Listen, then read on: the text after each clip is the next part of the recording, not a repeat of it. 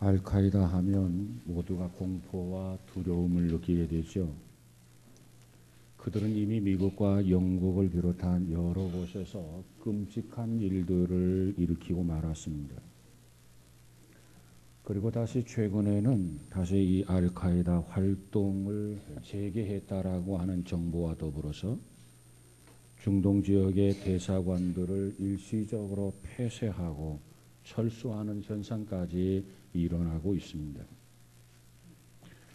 지구 전체가 이처럼 공포와 긴장 속에서 매일매일 살아가고 있습니다. 이 땅에는 그 어느 곳이든지 간에 안전지대라고 하는 곳이 없습니다. 언제 어디에서 폭발이 일어날런지, 언제 어디에 지진이 일어날런지, 언제 어디에 해일이 일어날런지 아무도 모릅니다. 오늘 본문에 보면 서문학 교회가 등장하는데, 이 서문학 교회는 소아시아 7교회 중에서 빌라델비아 교회와 함께 칭찬만 받았던 그런 교회입니다. 저들은 갖은 핍박과 고난과 역경, 그리고 극악한 황제 숭배에 강요해도 굴하지 아니하고 끝까지 신앙을 지켰던 대표적인 교회가 서문학 교회입니다. 서문학 교회의 신앙은 참으로 건강했습니다. 저들은 영적으로 성숙해 있었습니다. 믿는 하나님의 자녀요 백성으로서 사명에 충실했던 교인들이 바로 서문학 교회요 서문학 교회 교인들이었습니다. 저들에게는 고난이 극도로 심했습니다. 역경과 환란이 끊임없이 저들에게 괴롭혔습니다. 그럼에도 불구하고 저들은 더욱 정금 같은 깨끗하고 순수한 신앙을 가졌음을 우리는 보게 됩니다.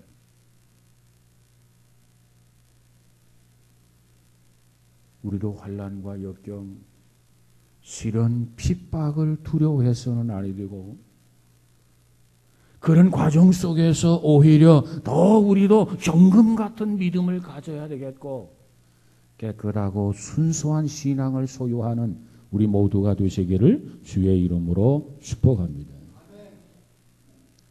이 환난 속에서, 이 역경 속에서, 이 시련 속에서 두려워하지 아니하고 정금 같은 신앙을 가지려면 어떠한 자세를 가져야 하는가? 우리는 그 역경 속에서도 주님 앞에 충성을 다하며 그 환난과 시련 너머에 계시는 역사하시는 하나님의 섭리를 볼 수 있어야만 하는 것입니다. 하나님이 역사하신다. 하나님이 섭리하신다. 하나님이 간섭하신다. 이와 같은 사실을 안다고 한다면 환난을 통해서 흔들 리가 없어요. 핍박을 통해서 주저앉을 이유가 없어요. 오히려 더 정결해지는 계기가 되게 될 것입니다. 오늘날 국제적으로, 국가적으로, 가정적으로, 교회적으로, 그리고 개인적으로, 신앙적으로 여러 가지 크고 작은 어려움들이 너무나도 많아요.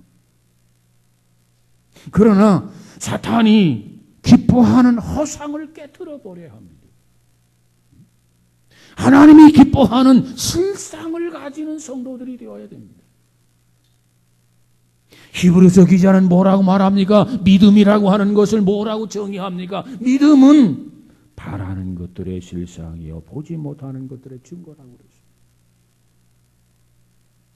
우리는 허상에 따라서 허상을 가지고 사는 것이 아니라 실상에 따라서 실상을 가지고 사는 믿음의 사람 우리 모두가 되시기를 주의 이름으로 축복합니다.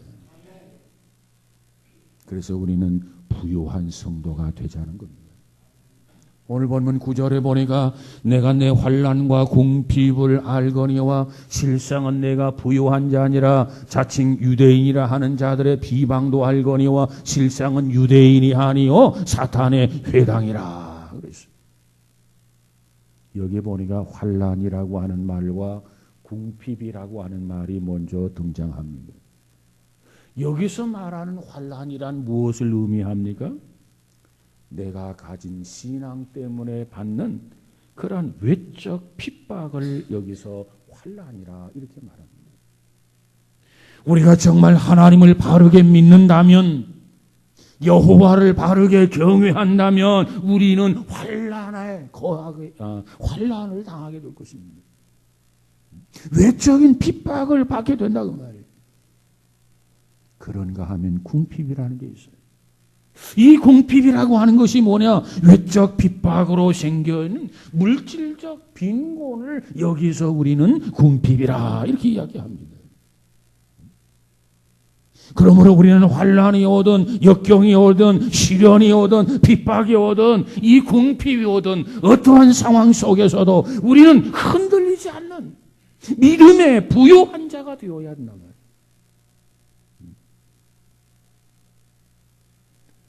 서문학 교인들에게 왜 환난이 왔습니까? 왜 저들에게 궁핍이 왔습니까? 저들은 황제 숭배를 거절함으로 말미암아서 경제적인 제재를 받게 됩니다. 적대감을 갖게 됩니다. 이처럼 황제 숭배를 거절하고 부정함으로 일어나는 경제 제재나 적대감을 가지고 있는 그리스도라고 메시아라고 하니까 유대인들이 적대감을 갖게 돼요. 이로 인해서 당하는 경제적 어려움을 오늘 궁핍과 환난이라 궁핍이라 이렇게 표현하고 있는 거예요. 사실 서문화 교회 속해 있는 서문화라고 하는 그 지역은요, 도시 자체가 굉장히 부유한 도시였습니다. 그런데 부유한 도시였는데 그 교회, 그 도시에 거하는 교회, 서문화 교회는 이 핍박 때문에 실제로는 부유하지 못하고 궁핍했습니다. 도시 전체는 부유했는데 저들 신앙인들은 궁핍했단 말이에요. 그런 상황을 너무나 잘 알고 있는 그리스도가 서문화 교회를 향해서 뭐라고 말합니까?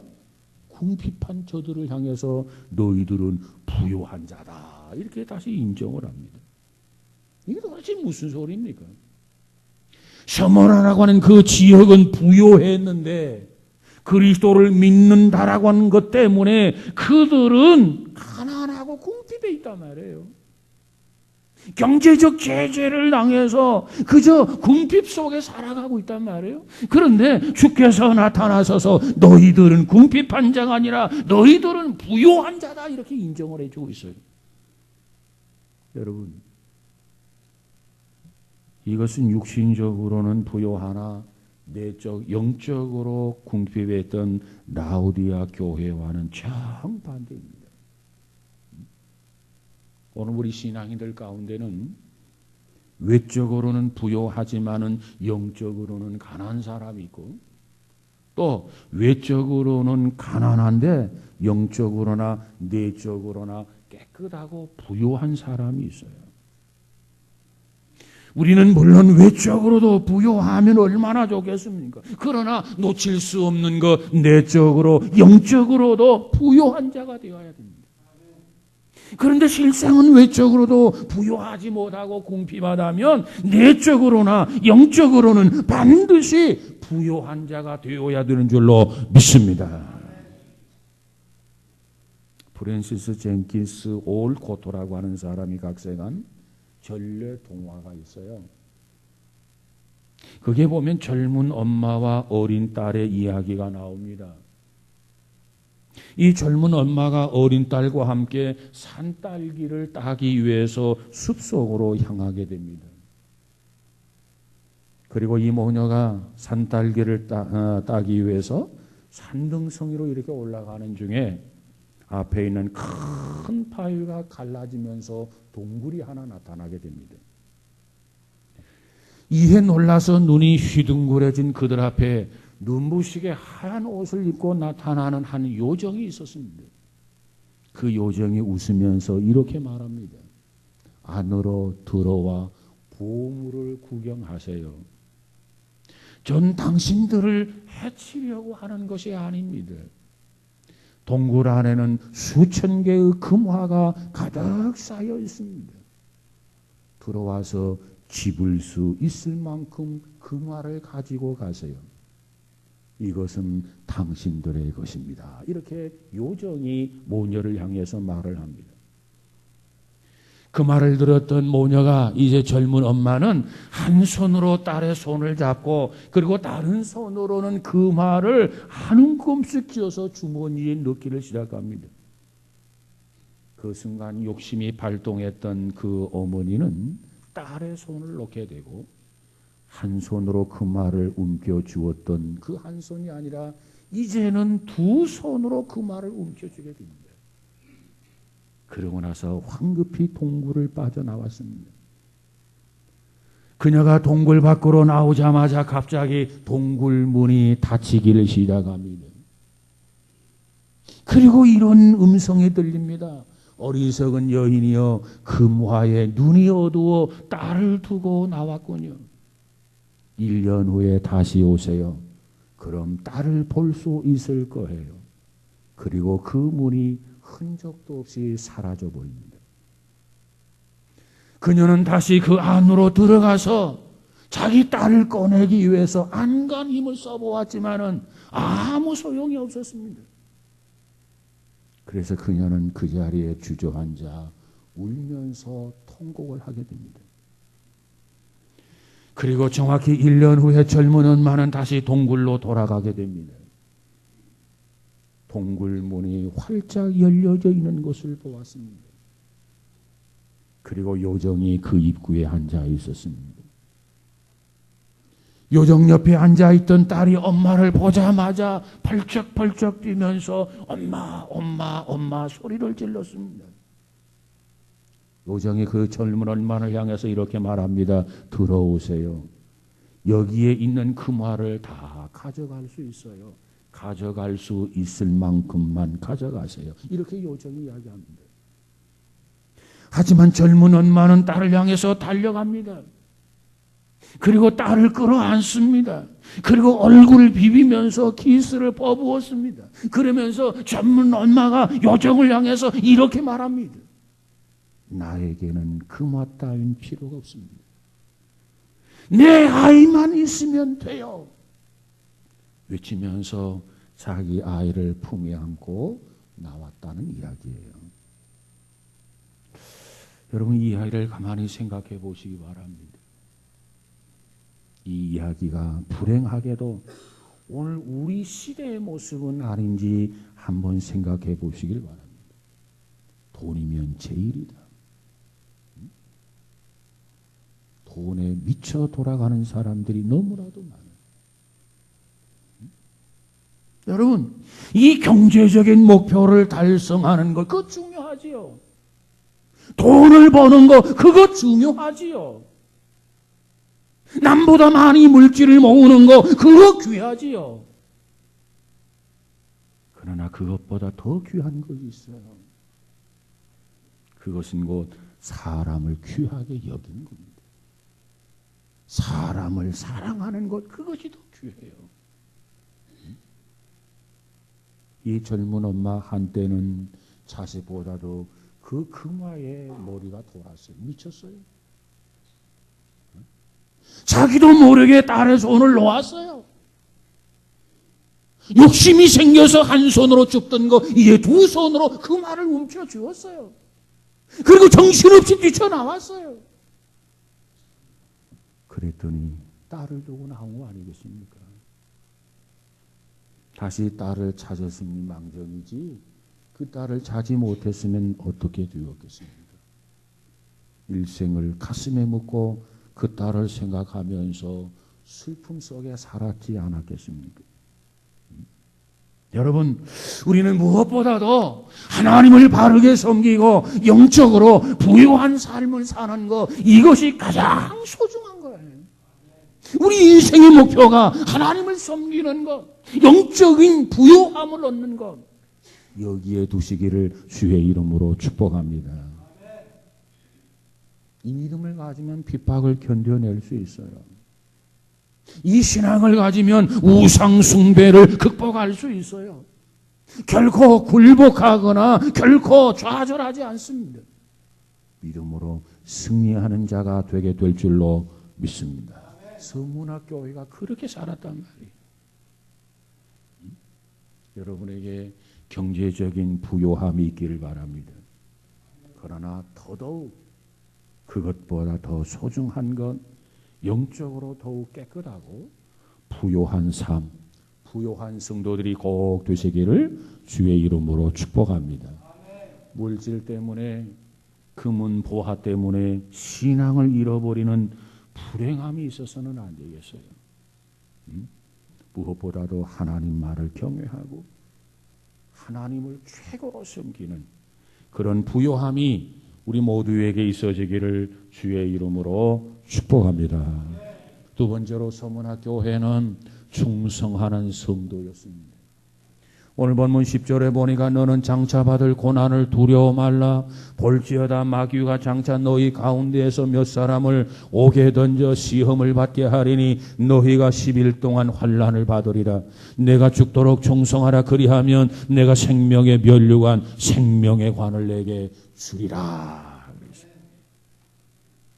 이 말씀에 보면 서문화 교인들이 받게 될 핍박을 언급해 주고 있습니다.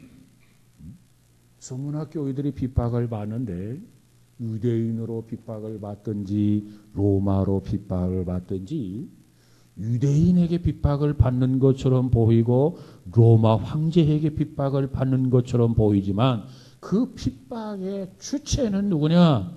하나님을 대적하는 마귀 사단이라는 거예요. 이 사단이 유대인들을 배후 위에서 조종을 합니다. 이 사탄이 로마의 황제를 조종을 합니다. 그래서 이 백성들을, 서문화 교인들을 핍박하게 될 거라는 거예요.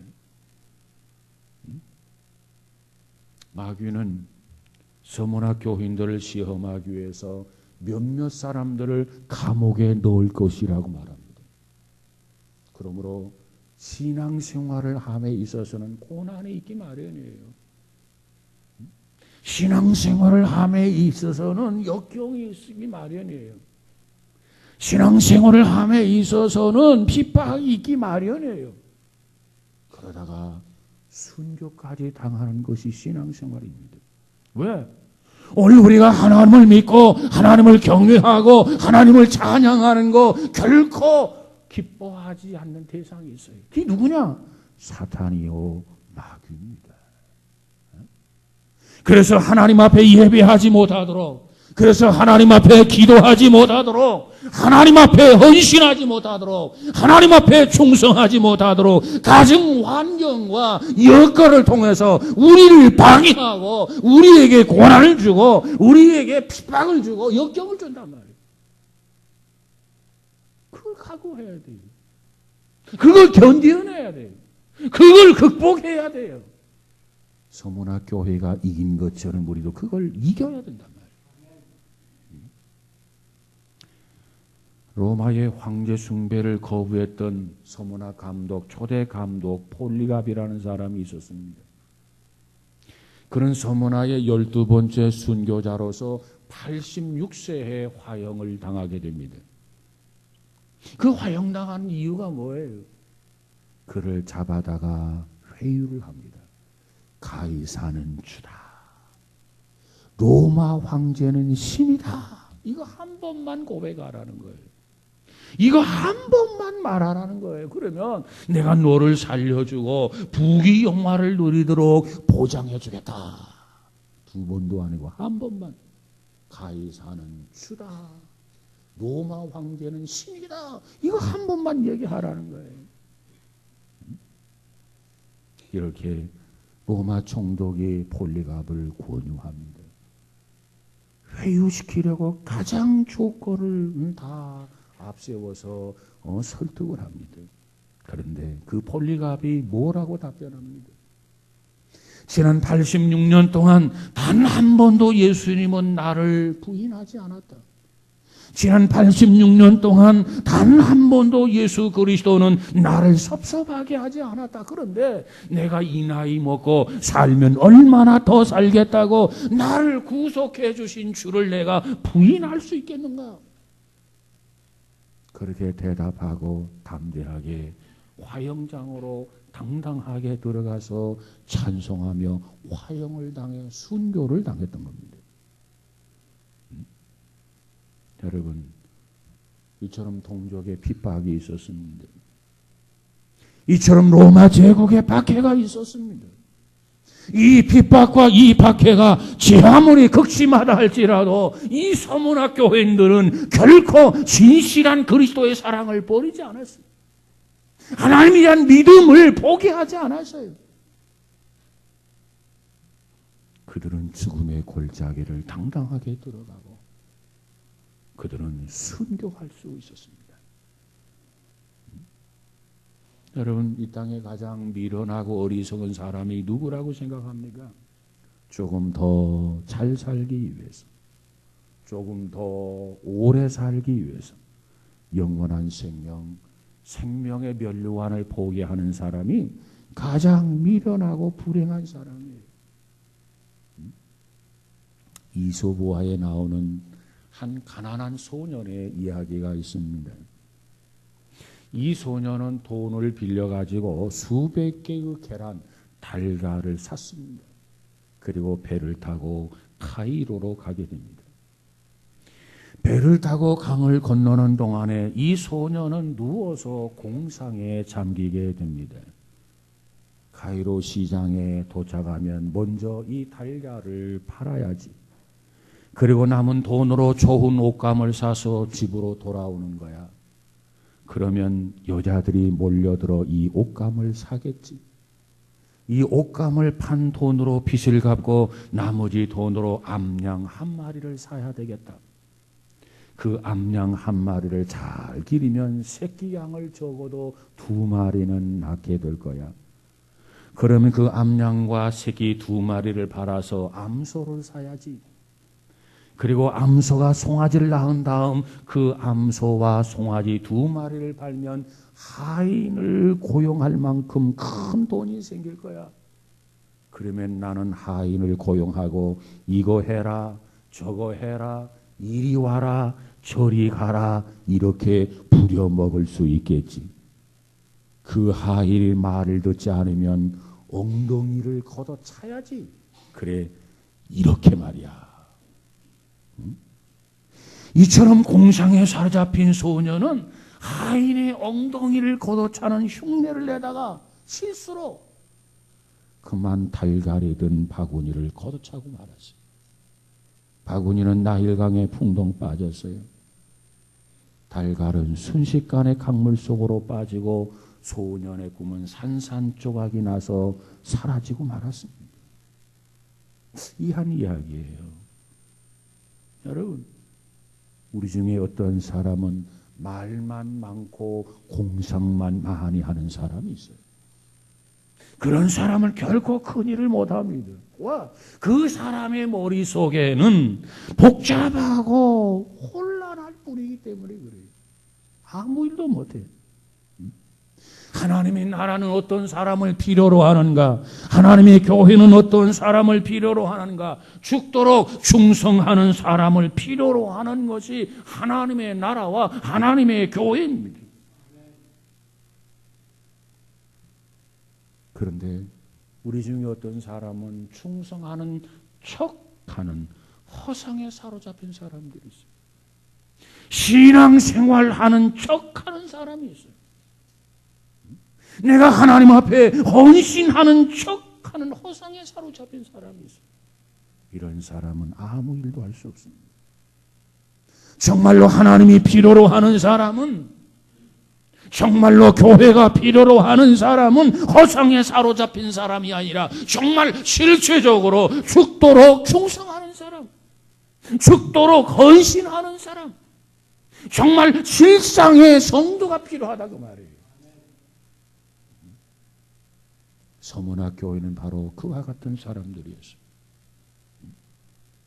우리에게 어떤 고난이 오고 박해가 오고 시련이 오고 고통이 온다 할지라도 주님께서 인정해 주실 수 있는 허상에 사로잡힌 사람이 아니라 실상에 사로잡혀 사는 사람, 정말 죽도록 충성하는 주님이 인정할 만한 성도 우리 모두가 다 되시기를 주의 이름으로 축원합니다. 세 번째로 소문학 교인들은요, 생명의 면류관을 받는 성도들입니다. 오늘 본문 10절에 보니까 너는 장차 받을 고난을 두려워 말라. 볼지어다 마귀가 장차 너희 가운데서 몇 사람을 옥에 던져 시험을 받게 하리니 너희가 10일 동안 환난을 받으리라. 내가 죽도록 충성하라. 그리하면 내가 생명의 면류관을 내게 주리라. 그랬어요. 여기서 생명의 면류관, 생명의 관이라고 하는 것은 죽기까지 신앙을 버리지 아니하고 끝까지 신앙의 정조를 지킨 사람에게 주시는 상급이에요. 상급. 성경에 보면 생명의 면류관이라는 것이 있고 썩지 아니할 면류관이라는 게 있고 자랑의 면류관이라는 게 있고 의의 면류관이라는 게 있고 영광의 면류관이라는 게 있어요. 이게 뭐냐? 성실한 그리스도인들이, 순수한 그리스도인들이 받을 상급이라고 성경은 그렇게 말하고 있습니다. 하나님에 대한 믿음을 끝까지 지키고 죽도록 충성하는 성도들에게 주님께서 마지막 날 이 땅에 재림하셔서 우리들 한 사람 한 사람에게 면류관을 씌워 주실 줄로 믿습니다. 우리는 그 순간을 위해서 믿는 거 아닙니까? 그 순간을 위해서 충성하는 거 아닙니까? 그 면류관을 받는 그 순간을 위해서 우리가 순교하는 거 아닙니까? 그 면류관을 받을 만한 믿음이 있어야 되고 그 면류관을 받을 만한 충성이 있어야 되고 그 면류관들을 받을 만한 순교자가 돼야 돼요. 새 나무 이야기라고 하는 멋진 책이 있어요. 새 나무 이야기. 여기서 새 나무라고 하는 것은 뭐냐면 첫 번째 올리브 나무가 있고요. 그 다음에 두 번째로 떡갈나무가 있고 세 번째로 소나무가 있어요. 올리브 나무, 떡갈나무, 소나무. 이 세 나무가 가지고 있는 원대한 꿈에 대한 이야기의 동화입니다. 이들 나무는 각각 특별한 존재가 되겠다. 그래서 큰 꿈과 큰 비전을 품고 있어요. 그 중에 첫 번째로 올리브 나무가 있어요. 이 올리브 나무는 어떤 꿈을 가지고 있느냐? 자기는 정교하고 화려한 보석 상자가 되어져서 그 안에 온갖 보물을 담는 그런 꿈, 그 꿈이 올리브 나무에게 있어요.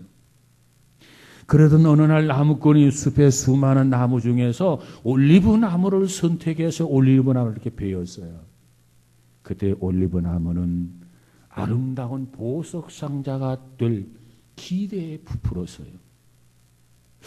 그런데 아름다운 보석 상자를 만드는 것이 아니라 더럽고 냄새나는 짐승의 먹이를 담는 구육을 만들더라는 거예요.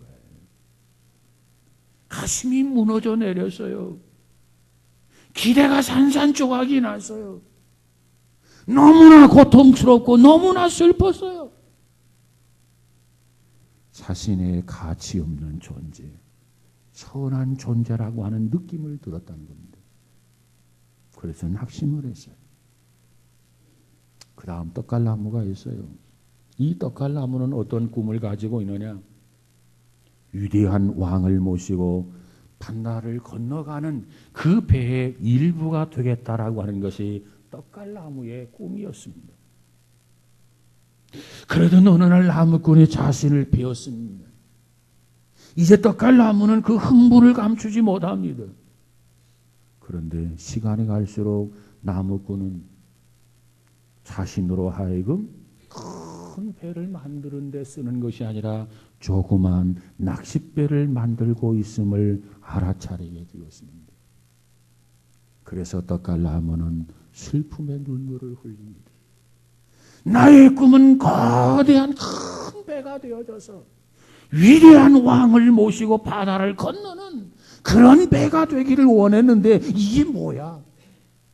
조그만 낚싯배를 만들다니. 자기 가치 없는 존재라고 하는 것을 깨닫고 슬퍼했습니다. 세 번째 나무가 있어요. 어떤 나무입니까? 소나무예요. 이 소나무는 높은 산 꼭대기에 서서 정말 자기 자신이 유일한 오직 하나의 꿈은 언제까지나 그 산에 버티고 있으면서 하나님의 위대한 창조 섭리를 일깨워주는 것이다. 이것이 자기의 꿈이었습니다.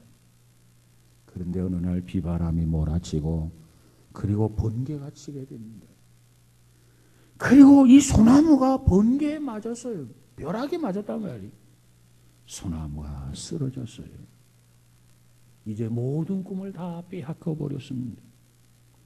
그러더니 얼마 후에 나무꾼이 쓰러진 소나무를 가져다가 쓰레기 더미에 미련 없이 던져버렸습니다. 그래서 소나무는 야, 나의 꿈은 다 깨어졌다. 나의 존재 가치가 이제 천한 존재가 되었구나. 그리고 실망하고 낙심했다라고 하는 것입니다. 여러분, 이 세 나무의 꿈은 모두가 다 사라졌어요. 올리브 나무의 꿈이 뭐였습니까? 보석 상자가 되는 거였어요. 근데 그것이 깨어졌어요. 떡갈나무의 꿈이 뭐였습니까? 큰 배를 만드는데 쓰여지는 거였어요. 그런데 그 꿈도 사라졌습니다. 소나무의 꿈이 뭐였습니까? 높은 곳에 있어서 하나님의 창조의 위대한 섭리를 일깨워주는 것이었습니다. 벼락 맞아서 쓰러졌단 말이에요. 모든 꿈이 다 사라졌어요. 실망하고 낙심하고 좌절에 빠졌어요. 그런데 하나님은 올리브 나무를 향해서, 떡갈나무를 향해서, 소나무를 향해서 또 다른 위대한 계획을 가지고 계신다는 겁니다. 저들이 생각하지 못했던 위대한 계획, 저들이 상상할 수 없었던 또 다른 계획, 하나님은 그런 계획을 가지고 계신다는 겁니다. 오랜 세월이 흘렀습니다. 마리아와 요셉이 아이를 낳을 곳을 찾지 못했습니다. 이리 헤매고 저리 헤매었습니다. 그러다가 마침내 마구간을 발견하게 됩니다. 그리고 그곳에서 아기 예수가 탄생하게 됩니다. 그래서 그 아기 예수를 구유에 두었습니다. 그 구유는 바로 무엇이었습니까? 바로 올리브 나무로 만든 그 구유였습니다. 올리브 나무는 자기가 보석 상자가 되어져서 정말 소중한 보석을 담고 싶었으나 하나님께서는 더 좋은 계획을 가지고 계셨어요. 올리브 나무는 이 세상에서 가장 귀한 보물, 하나님의 아들 예수 그리스도를 담게 되었다는 겁니다. 그리고 시간이 흐를수록 예수님은 키와 지혜가 자랐습니다. 그러던 어느 날 예수님은 호수 건너편으로 건너가기 위해서 멋진 배가 아니고 작고 초라한 낚싯배를 선택하게 됩니다. 이 낚싯배는 무슨 낚싯배입니까? 바로 그 떡갈나무로 만든 배였습니다. 떡갈나무의 꿈이 뭐였습니까? 위대한 왕을 태우는 것이었습니다. 그런데 떡갈나무는 어떻게 되었습니까? 하나님께서 더 좋은 계획을 가지고 계셔서 이 떡갈나무는 위대한 왕이 아니라 만왕의 왕 되신 예수 그리스도를 모시게 되었다고 하는 거예요. 그리고 또 몇 년이 흘렀습니다. 로마 병사들이 소나무가 버려진 쓰레기 더미에서 무언가를 열심히 찾고 있었습니다. 그때 소나무가 이런 생각을 합니다. 아, 이제 나의 신세는 땔감 신세가 되었구나. 얼마나 절망적이었겠습니까? 그런데 놀랍게도 병사들은 이 소나무를 선택하고 작은 두 조각으로 쪼개서 십자가를 만들었다는 겁니다. 그리하고 그 소나무에 곧 예수님을 매달리게 하셨다라는 겁니다. 그 소나무는 오늘날까지도 사람들에게 하나님의 사랑과 연민을 보여주고 있는 자랑스러운 소나무가 된 것입니다. 이야기의 핵심은 바로 이겁니다. 세 나무는 모두 자기 가치를 상실했다고, 내 인생은 끝났다고 좌절하고 절망에 빠져 있었습니다.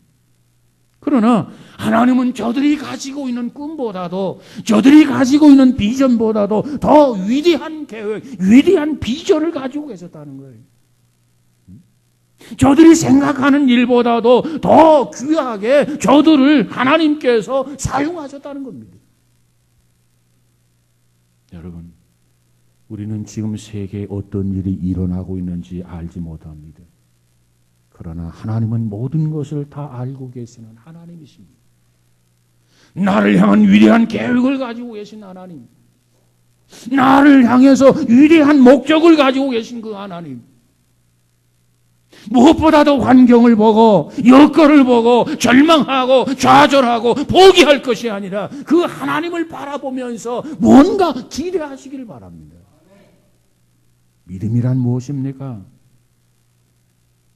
보이는 것의 증거라고 말씀하고 있어요. 믿음은 바라는 것들의 실상이요, 보이지 못하는 것들의 증거다.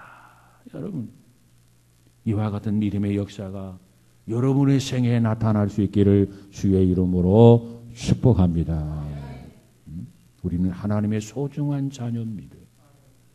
우리는 하나님의 소중한 백성입니다. 우리가 어떤 삶을 살았든지, 얼마나 좌절하고 절망을 경험했든지, 그러나 하나님 보시기에 그 어떤 것 결코 중요한 게 아니에요.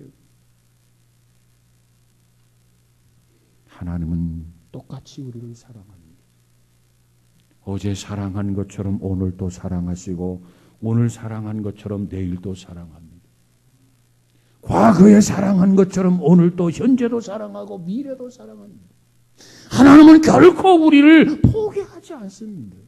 세상 끝날까지 내가 너와 함께 하리라고 그렇게 말씀하고 있어요. 그런데 왜 우리는 포기합니까? 그런데 왜 우리는 절망합니까? 왜 우리는 좌절합니까? 하나님을 사랑하는 자, 곧 그 뜻대로 부르심을 입은 자들에게는 모든 것이 합력하여 선을 이룬다 그러세요. 이것이 우리를 향하신 하나님의 뜻입니다. 사랑하는 여러분, 이런 하나님을 먼저 바르게 알고 그 하나님을 그 하나님께 충성해서 영광의 면류관, 생명의 면류관을 받을 수 있는 우리 모두가 되시기를 주의 이름으로 축복합니다. 무더위가 마지막 기승을 부리고 있어요. 휴식과 재충전의 휴가철입니다. 날씨가 무덥다고 해서 우리의 신앙에 나태하거나 게을러짐이 없이 서문학교회 성도들처럼 그럴 때일수록 더 신앙생활을 잘하십시다. 멸관을 받을 수 있도록 신앙생활을 잘하십시다. 그래서 부요한 성도가 되고 충성하는 성도가 되고 생명의 멸관을 받을 수 있는 우리 모두가 다 되시기를 주의 이름으로 축복합니다. 기도합니다. 거룩하신 하나님, 서문학교회가 책망받지 아니하고 칭찬만 받은 것처럼 우리도 이 말세지 말에 여호와를 경외하는 신앙인으로서 책망받을 일을 하지 않게 하시고 하나님만을 믿고 신뢰하면서 칭찬만 받을 수 있는, 상급만 받을 수 있는 성도들 되도록 주님 축복하여 주옵소서. 무엇보다도 하나님 모시기에 합당한 자가 되어져서 부요한 성도다, 충성한 성도다, 생명의 면류관을 받으라. 이와 같이 칭함을 받고 상급받는 복된 성도들이 되어지게 하옵소서. 성령이여 도와주시고 깨닫게 하시고 우리로 하여금 감당케 하여 주옵소서. 예수님 이름으로 기도하옵나이다. 아멘.